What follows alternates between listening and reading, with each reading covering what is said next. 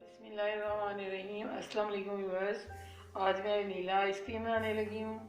तो उसके लिए ये 1 टेबल स्पून मैंने वनीला कस्टर्ड पाउडर लिया है और हाफ प्याली दूध लिया है और कंडेंस मिल्क है 1 प्याली। तो इसका लिंक जो है आपको डिस्क्रिप्शन से मिल जाएगा। ये आप भी इजीली घर में बना सकते हैं। और ये मलाई है जो घर में खुद मैंने उतारी हुई है। आप भी घर की मलाई यूज़ कर सकते हैं या क्रीम ले सकते हैं बाज़ार की। तो अब हम सबसे पहले ये कस्टर्ड पाउडर और इसको मिक्स करेंगे दूध को।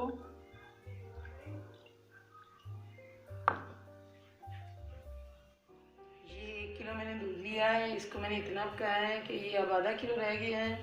तो इसका जो कलर है दूध का वो भी चेंज हो चुका है।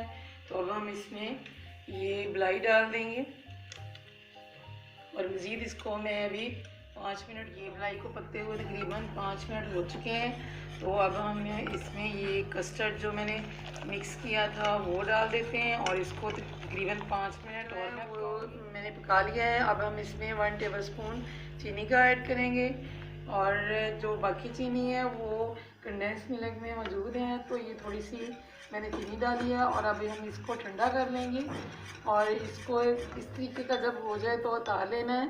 ये देखें, ये पतला ही रखना है, ज़्यादा बिल्कुल गाढ़ा नहीं करना। अगर आपका कस्टर्ड ज़्यादा पड़ जाए तो थोड़ा थोड़ा करके डालें।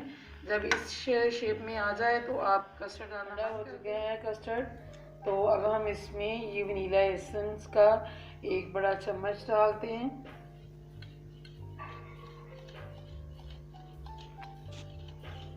इससे बहुत अच्छा टेस्ट आएगा, खुशबू आएगी।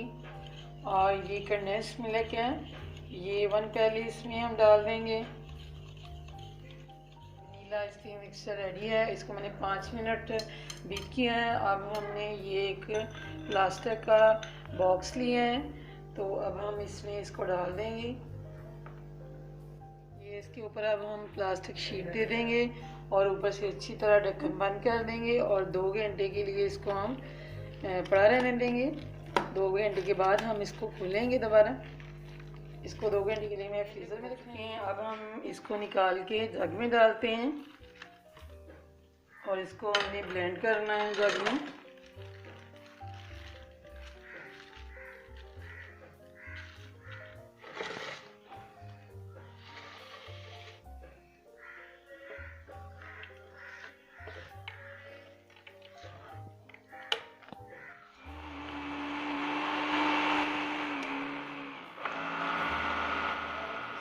डिब्बे में डाल दिया है।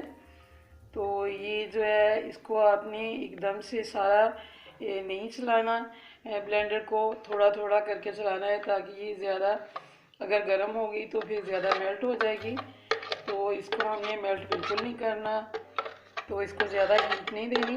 तो अब हम इसको दोबारा उसी तरह ऊपर रख के ये कवर करके इसको दोबारा से 8 घंटे के लिए फ्रीज़र में रख देंगे। और इसको अब हम इस तरीके से लगाएंगे ताकि इसके अंदर जो ज़रा भी थोड़ी बहुत भी हवा ना जाए। अगर हवा गई तो इसमें बर्फ़ के क्रिस्टल्स बन जाएंगे। तो अब हम ढक्कन दे देते हैं इसके ऊपर।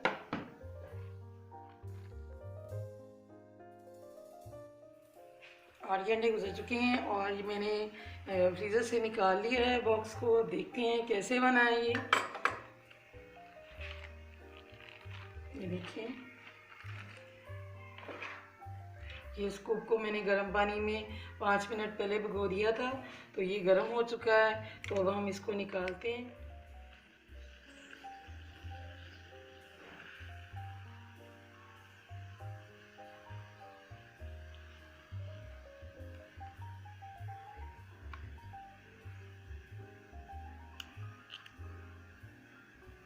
वनीला आइसक्रीम हमारी रेडी है और बहुत ही टेस्टी बनी है। आप भी ज़रूर बनाइएगा। अगर आप मेरे तरीके से बनाएंगे सेम टू सेम तो ये बिल्कुल इसी तरह की बनेगी जैसी हमारी बनी है, क्योंकि ये घर की मलाई से बनी है और ये बहुत ही टेस्टी होती है। बाज़ार की आइसक्रीम से ज़्यादा मज़े की है ये। आप भी ज़रूर बनाइएगा।